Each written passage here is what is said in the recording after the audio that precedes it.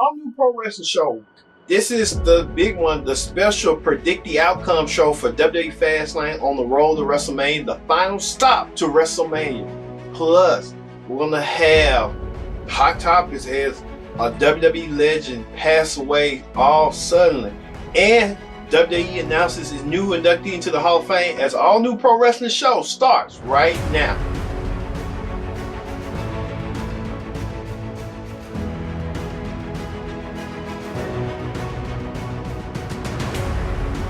Welcome to our all-new edition of the Pro Wrestling Show. I'm your host, as always, Kendrick Dix here. Join in the conversation using the hashtag PSW here on Connect. The acronym stands for itself, Pro Wrestling Show. Let's get started with Predict the Outcome for WWEFastlane. All right, WWEFastlane coming your way from Cleveland, Ohio in the Quicken Loan Center. Last time it was at Fastlane was close to WrestleMania 32, in Dallas. So they're coming back on big swing before they head to the final stop of WrestleMania, which is Fastlane, before WrestleMania kicks off in a jiffy. But let's start with the first match we come up with. All right, the WWE SmackDown Tag Team Championships are on the line as the Usos versus The Miz and Shane McMahon. This is a rematch from last month's Elimination Chamber where the Usos defeated Miz and Shane. And I think this time it's going to happen. It's going to be a breakup between Shane and Miz, but you got to wonder who's going to be doing the breaking up. And I believe firmly, if I'm a bad man, I believe Miz is going to break up with Shane. Miz is going to get super frustrated and tired. And this storyline has been carried on since Crown Jewel, if you remember, back in October, November. So it's going to have a payoff that's going to be between The Miz and Shane McMahon at WrestleMania. That's my understanding. The Usos will keep their titles, but Miz and Shane will start their feud heading towards WrestleMania. That's what's going to happen. Also, a singles match for the WWE Championship between Daniel Bryan versus Kevin Owens. This came out of nowhere 2 weeks ago as Kevin Owens kept randomly appearing on WWE TV, speculating he was coming back to return to the ring. We just didn't know where he was going, but now we know the inkling that Miss McMahon brought Kevin Owens back to SmackDown and have him to challenge Daniel Bryan for the championship after it was supposed to be Kofi Kingston's moment in the contract signing, and Kofi just didn't get his way what he wanted. So I believe Daniel Bryan will retain over Kevin Owens. And I don't know what this lead for Kevin Owens in the future. So it's kind of uncertain. And you could have saw this past week too, Mustafa Ali return. I don't know if they're going to do a fatal four-way between these guys or what's going to happen. But it's something that's big down the road. Daniel Bryan ain't done with Kofi. He ain't done with Mustafa. He ain't done with Kevin Owens. So that's kind of like you got three challengers and they all want the gold. And so, hey, don't be shocked or surprised. Also, the WWE Women's Tag Team Championship are on the line. The first title defense for Bayley and Sasha Banks against challengers Tamina and Nia Jax. Now, you remember, Elimination Chamber, Bayley and Sasha Banks won the titles. First time ever. It was an inspiring moment. And now they got to put the titles on the line against the opposing challengers of Tamina and Nia Jax. Expect Bayley and Sasha to win the retain their titles. I expect so. And move on to WrestleMania. It's kind of rumored, but everyone knows it was heavily rumored out there. Also, Asuka defends her SmackDown Women's title against Mandy Rose after Mandy Rose pinned Asuka out of nowhere, and now Asuka got her comeuppance this past week when she attacked both Sonya Deville and Mandy Rose from behind. So Asuka ain't forget what's going on. Asuka's gonna, dominate against Mandy Rose. I hate saying the beautiful, lovely Mandy Rose. Speaking of beautiful and lovely, we'll have beautiful and lovely on the show who's being inducted. All right, we're gonna cut this half right here. That was your first half of the Fastlane. I think that was like a little bit from the SmackDown side. We'll have more from the SmackDown side too. later on the show. But when we return, we're going to have hot topics where a WWE legend suddenly passes away. Also, a WWE superstar earns into the Hall of Fame, who's a new inductee, and many more. As the All New Pro Wrestling Show returns. Stay tuned.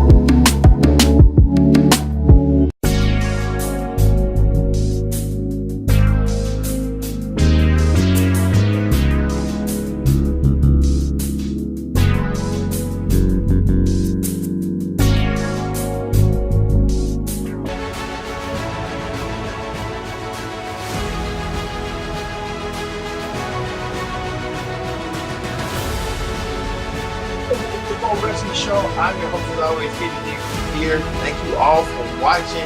Join in the conversation using the hashtag PSW here. Go connect. Let's get to it. Let's get to hot topic. All right, hot topic this week. The WWE recently lost the passing of the WWE legend King Kong Bundy. King Kong Bundy was 61 years old. Many people remember King Kong Bundy from his historic WrestleMania match against Hulk Hogan at WrestleMania 2 in the blue, they call it the big blue cage, well, it's the steel cage. King Kong Bundy was also an innovator in pin attempts where he wanted a 5 count to pin his opponent instead of a 3 count. So King Kong Bundy, through to sources from his booker, David Hero, who used to be a host on the Pro Wrestling Report the news, and we found out news when David Hero reported it, and it was true. We was waiting to see what other news outlets and sources were saying, and it came out true that King Kong Bundy had died. Bundy, I could recall watching Bundy do like a splash or something like that in some intake, and him old tapes of him going against Fritz Von Erich and the World Class promotion. So King Kong Bundy will be surely missed. My thoughts and prayers are with him and his family at this time. All right. Also, WWE announces their new inductee to the Hall of Fame, Tori Wilson. Who remembers Tori Wilson? Tori Wilson was a household name on SmackDown throughout the early 2000s. She kind of bridged the gap on SmackDown. SmackDown didn't have a women's title, but she was the face. She was the brand, the women's division on their side. When she go against Dawn Marie, the storyline she had, that unforgettable storyline she had with Dawn Marie. Who can forget the storyline she had with Sable, Nydia? She had Tori Wilson was a regular on SmackDown, and she kind of does deserve it. She was participating in the bikini matches, but hey, sex sells for anything. So hey, Tori Wilson, lovely, talented young woman. Now she's a WWE Hall of Famer. So a lot of people spend backlash that Tori Wilson doesn't deserve it because she didn't do as much. But hey, at the end of the day, Tori Wilson kind of made her mark. She started in WCW, then she transitioned to WWE. So Tori Wilson done something right. Some people, hey, not in yours, but in many cases. Also, Caleb Conley and KM deals are set to expire at Impact Wrestling. So Caleb Conley released that he's not re-signing with him. We don't know, uncertain with KM, what KM's going to do. But there's Eli Drake's deals coming up within 60 days. He talks about he's not, how his fortunes might go. He might go to WWE or end up at AEW. I think he might do good in AEW. So, hey, I see, stay in the Impact or just, hey, do what you want to do. But I think he'll feel better in AEW because he can be himself. And you see what they're doing with EC3, they're not doing that with him. See what Ty Dillinger just left, and he called himself Son Spears and stuff like that. So hey, it is what it is. Impact recently did a partnership with OVW to do Bluegrass show special, and now they're in talks with OVW to produce future their shows on content. It's like reuniting your girlfriend again. It's like, getting back together again and in talks saying, hey, let's mend fences and come back together. That would be good for Impact to get OVW and have them be their developmental, so it could be a breeding ground for future prospective stars. So, I think Impact and their OVW should do that. That'd be a future partnership. And you see, Ring of Honor got a partnership with these dojos around, and you got New Japan as well with their own dojos, and then WWE with the Performance Center. So it's inevitable with Impact and OVW. They need each other. Also, we found out Arn Anderson, the reason why he got released because Alicia Fox, they say was intoxicated while wrestling a match, and Arn Anderson got to take the fall for it, and Vince saw that was the last straw and fired Anderson. Well, there's new reports that Alicia Fox was offered rehab, but she's quickly denied it. So, Alicia, take the rehab and get yourself well instead of drinking. Hey, I know everyone loves a drink or two, but, try to calm the emotion down. She kind of is being her character. Indeed. Speaking of somebody being their character, Dean Ambrose. There's updates that he may have reconsidered his thoughts, but hey, let's hope so. They think Roman Reigns could be the puzzle and the piece that can help bridge it together. So Roman Reigns does that. Kudos to him for helping getting that smooth that selling. Let's hope Roman Reigns can do so with that in that notion and stuff. All right, that does it for Hot Topics. And also, Luke Perry, the Jungle Boy's father, passed away. So our thoughts and prayers with Luke Perry for his he had a massive struggle. Our thoughts and prayers with Jungle Boy at his time, and AEW sent out a post about that. Really inspirational. So our thoughts and prayers with him. All right, let's move back to what's going on with the political, predict the outcome for WWEFastlane. Let's go to the second half. The second half is the Shield reunites for one time only as Roman Reigns was convincing his Shield brethren, Dean Ambrose, to come back into the fold, and he did so. Roman was trying to convince Seth Rollins to forgive Dean for what Dean's transactions, and Seth did forgive him at first. Didn't forgive him at first, but came around. Now they go against Lashley, Corbin, and Drew McIntyre in a 6-man tag team match. I think that's going to be the first start of the show with the Shield starting off. I believe so. So if I'm wrong, I'm wrong. If I'm right, I'm right. I know what I'm talking about. If I'm right on this, I know a little bit of wrestling. So hey, it is what it is.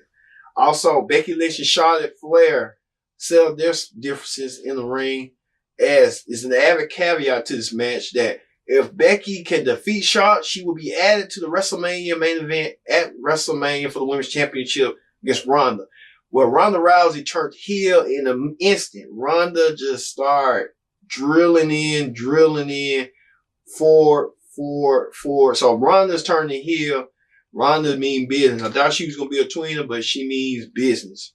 So whoever wins, if Charlotte wins, it's the match stays intact, a singles match. If Becky wins, it's a triple threat. Stephanie McMahon made it sense, like, hey, she don't care what happens in this match. Indeed, between these two, the Revival defend the goal against that Ricochet and Aleister Black. So we'll see how this all transpires between the Revival. By rule, they had a little squabble. Expect the Revival to win. I say Aleister Black and Ricochet on a roll. And let's see where they go from there. Also, Andrade versus Rey Mysterio, that classic they had here in Birmingham. Now they bring it to Fastlane on the pre-show. So we'll see it one more time on the pre-show. Andrade versus Rey Mysterio. Man, I think Ray gonna get his comeuppance. And then speaking of that, Samoa Joe won the United States Championship with Andrade, Ray, and R-Truth doing his open challenge. And R-Truth lost his belt. Hey, it was. It wasn't meant to be, R-Truth. It wasn't meant to be. All right, y'all. Thank y'all for watching the Pro Wrestling Show for this week. The predicted outcome for WWE Fastlane 2019. All the matches that we ran through and went through. We'll see how this all transpires. The road to WrestleMania continues as Fastlane is the final stop to the road to WrestleMania. I've been Kenny J saying so long, and we'll see you next time here on Pro Wrestling Show.